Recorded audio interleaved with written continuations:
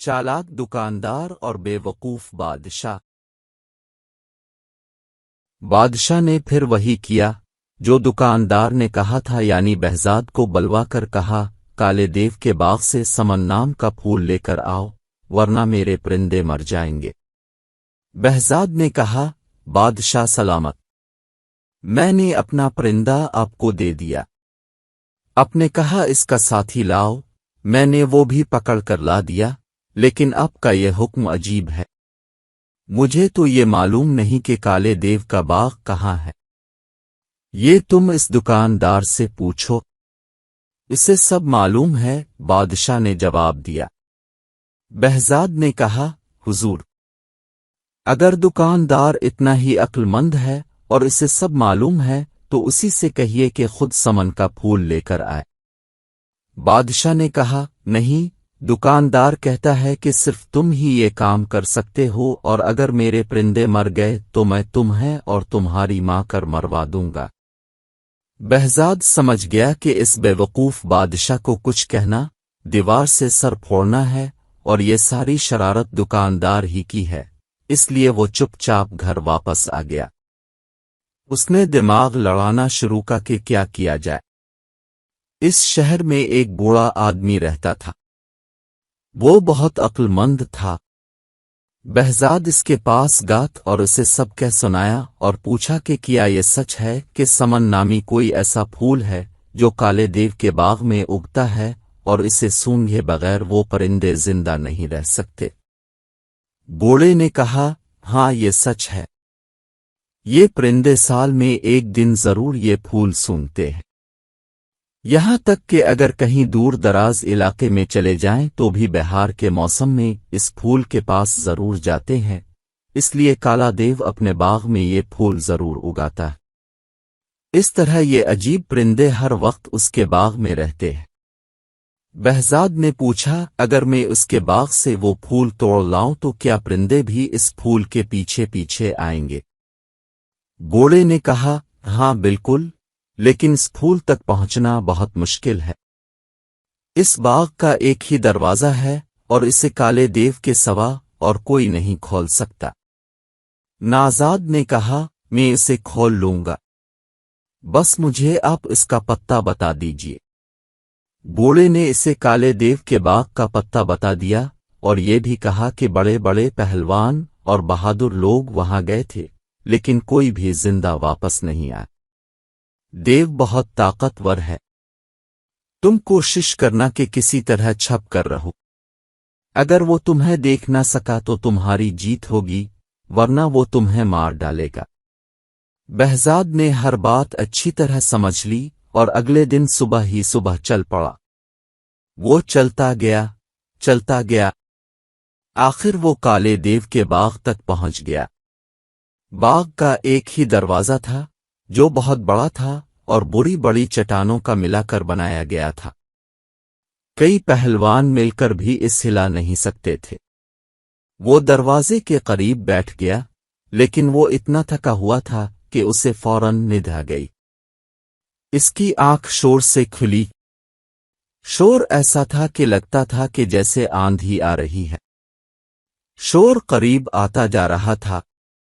वो समझ गया कि काला देव बाग के अंदर जा रहा है। वो फौरन छप गया। देव उसे ना देख सका और उसके करीब से गुजर गया। बहजाद को ऐसा लगा कि जैसे कोई पहाड़ उसके बराबर से गुजर कर जा रहा है। देव ने बाग का दरवाजा खोला। बहजाद सांस रोके दबे पांव उसके पीछे पीछे चला और जैसे ही वो बाग के अंदर गया, बहजाद भी अंदर चला गया और फौरन एक झाड़ी के पीछे छप गया। जंगल में परिंदे पकड़ने के काम में इसे बहुत देर तक हिले जले बगैर छप कर रहना पड़ता था। ये आदत इसे यहां बहुत काम आई। देव को पता भी नाहे चला कि कोई इसके पीछे पीछे बाग के अंदर आ गया है। वो बाग बहुत खूबसूरत था। इसमें अजीब अजीब रंग के ऐसे फूल थी कि बहजाद दंग रह गया। इसमें ऐसे परिंदे थे जो इसने पहले कभी नहीं देखे थे। बहजाद रात को वहीं छुपा रहा। सुबह काला देव फिर बाहर आया। شاید وہ شکار کی تلاش میں جا رہا تھا۔ جب دیو چلا گیا تو بہزاد جھاڑی کے پیچھے سے نکلا اور باغ میں سمن نام کا پھول تلاش کرنے لگا۔ اسے وہاں ویسے ہی پرندے بھی نظر آئے جیسے اس نے بادشاہ کو دیے تھے، لیکن اسے معلوم نہ تھا کہ سمن کون سا پھول ہے۔ وہاں تو ہر طرح کے پھول تھے۔ باغ میں گھومتے گھومتے اسے ایک بہت بڑا مکان نظر آیا۔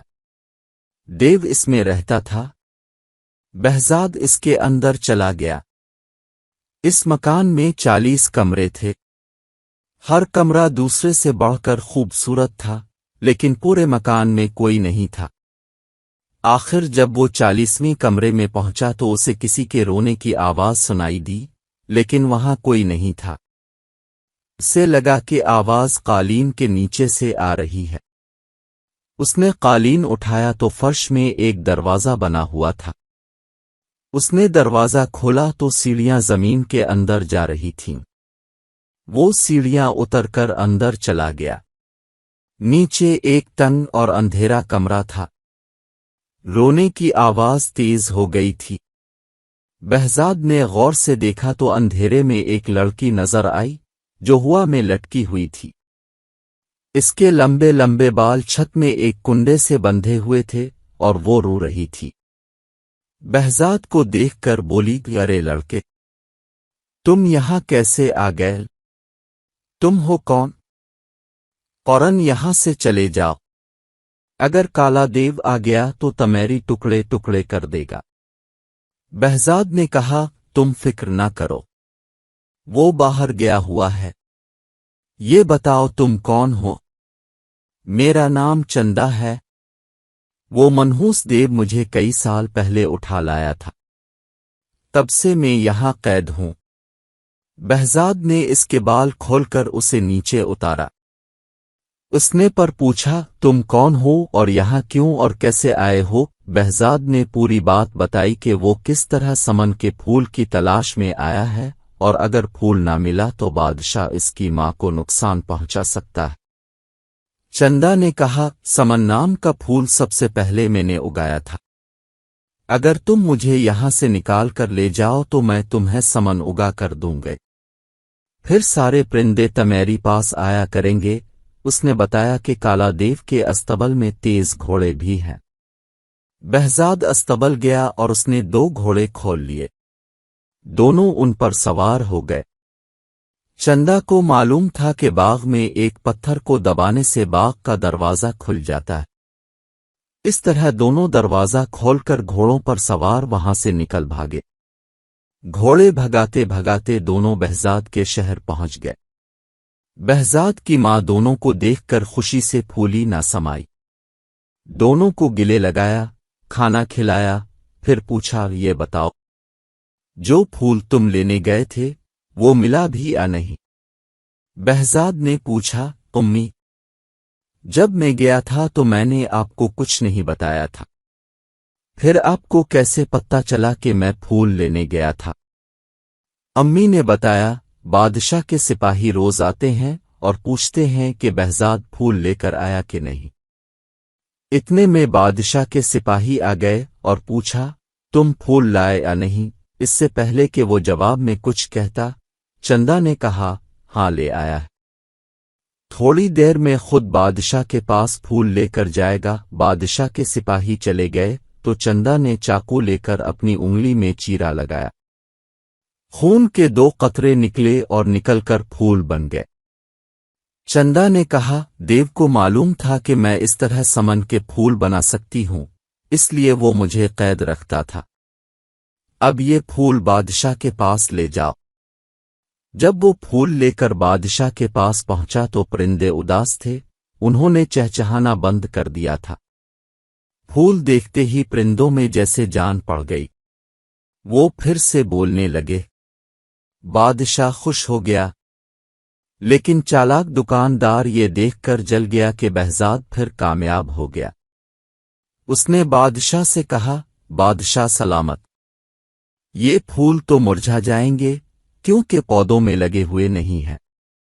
بہزاد سے کہیے کہ وہ سمن کا پودا لے کر آئے جس میں پھول لگے ہوں۔ بادشاہ نے کہا، یہ ٹھیک کہہ رہا ہے۔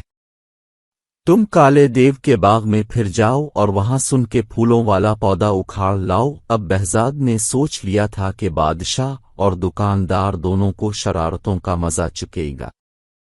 اس نے کہا، حضور، یہ پھول کالے دیو کے باغ میں نہیں لگتے۔ یہ تو ایک ایسے شہر میں ہوتے ہیں جو بالکل ہمارے شہر کی طرح ہے، بلکہ اس کا نام بھی وہی ہے جو ہمارے شہر کا ہے۔ جو لوگ مر جاتے ہیں وہ اس شہر میں رہتے ہیں۔ ان سب لوگوں کے بادشاہ آپ کے والد ہیں، جن کا انتقال ہوئے بہت عرصہ ہو گیا ہے۔ جب میں یہ پھول لینے اس شہر پہنچا اور آپ کا نام لے کر بتایا کہ یہ نے پھول منگوائے ہیں، تو آپ کے والد بہت روئے اور کہنے لگے کہ میرا بیٹا کود مجھ سے ملنے کیوں نہیں آتا؟ اگر میں تم اس کا پودا دے دوں گا تو وہ مجھ سے ملنے کبھی نہیں آئے گا۔ ابھی پھول لے جاؤ، جب وہ خود آئے گا تو میں اسے ڈھیر ساری دولت بھی دوں گا۔ اس کے بعد وہ چالاک دکاندار کی طرف مڑا اور کہا، اور جناب، آپ کے والد بھی وہاں تھے۔ انہوں نے آپ کے لیے وہاں بہت سے سونے کے سکے جمع کیے ہوئے ہیں۔ چالاک دکاندار سمجھ گیا کہ بہزاد ان کو پھانسنے کے لیے باتیں بنا رہا ہے، لیکن بے وقوف بادشاہ نے حکم دیا، فوراً تیاری کی جائے، ہم ابھی وہاں چلیں گے۔ بہزاد نے کہا، چلیے، میں آپ کو لے چلتا ہوں۔ وہ ان کو لے کر دریا کے کنارے پہنچ گیا۔ دریا پر پہنچ کر بہزاد نے کہا، اس شہر کا راستہ اس دریا کی تہ میں ہے، اب دریا میں چھلانگ لگا دیجیے۔ دریا کی تہ میں پہنچ کر آپ وہاں کھڑے ہو جائے گا اور 100 تک گنیے گا۔ 100 تک گننے کے بعد دریا کی تہ میں ایک دروازہ کھلے گا اور آپ اس شہر میں داخل ہو جائیں گے۔ بے وقوف بادشاہ دریا میں چھلانگ لگانے کو تیار ہو گیا، لیکن چالاک دکاندار نے کہا، ٹھہریے، یہ جھوٹ بول رہا ہے۔ اگر یہ سچا ہے تو پہلے یہ خود چھلانگ لگائے اور دریا کی تہ میں پہنچ کر اس شہر میں جائے اور وہاں سے سمن کے پھول لے کر آئے، تب ہم مانیں گے اور چھلانگ لگائیں گے۔ ہاں، بات تو آپ کی صحیح ہے، لیکن جا میں تھکا ہوا ہوں۔ اگر آپ اجازت دیں تو کل تک آرام کر لوں۔ کل شام کو میں آپ کو سمن لا کر دکھا دوں گا، بہزاد نے کہا۔ وہ دونوں مان گئے۔ سب واپس آئے۔ بہزاد گھر گیا۔ چندا نے انگلی کاٹ کر خون کی بوندیں ٹپکائیں تو وہ سمن کے پھول بن گئے۔ بہزاد نے سونے کے وہ سکے بھی پھولوں کے ساتھ لے لیے جو وہ دیو کے مکان سے اپنے ساتھ لایا تھا، اور دریا پر پہنچ گیا۔ کشتی کے ذریعے اس نے دریا پار کیا اور دوسرے کنارے پر ایک تھیلا میں سب چیزیں ایک درخت میں چھپا دیں۔ یہ کام کر کے وہ واپس گھر آ گیا۔ اگلے دن شام کو سب لوگ دریا کے کنارے جمع ہو گئے۔ بہزاد نے انہیں کنارے پر انتظار کرنے کو کہا اور خود دریا میں چھلانگ لگا دی۔ رات کا اندھیرا پھیل رہا تھا، اسی لیے جب وہ دوسرے کنارے پر پہنچ کر چپکے سے باہر نکلا اور درخت پر چڑھا تو کوئی اسے دیکھ نہ سکا۔ وہاں سے اس نے تھیلا لیا اور دریا تیر کر پار کر لیا۔ واپس کنارے پہنچ کر اس نے بادشاہ کو پھول اور چالاک دکاندار کو سونے کے سکے دے کر بولا، یہ آپ کے والد صاحب نے آپ کے لیے تحفہ بھیجا ہے اور کہا ہے کہ ایسے بہت سارے سکے میرے پاس ہیں، اگر وہ خود آئے تو میں اسے سب دے دوں گا۔ سونے کے سکے دیکھ کر دکاندار کی آنکھیں پھٹی کی پھٹی رہ گئیں اور لالچ نے اسے اندھا کر دیا۔ اس نے فوراً دریا میں چھلانگ لگا دی۔ بادشاہ بھلے کیوں پیچھے رہتا، وہ بھی کود پڑا۔ دریا کے کنارے کھڑے لوگوں نے بہت دیر انتظار کیا، لیکن دونوں واپس نہ آئے۔ تھوڑے دنوں کے بعد دونوں کی لاشیں پانی میں تیرتی ہوئی ملے۔ اس طرح بادشاہ کو اپنی بے وقوفی اور دکاندار کو اپنی چالاکی کی سزا مل گئی۔ اس کے بعد بہزاد کی زندگی ہنسی خوشی گزرنے لگی۔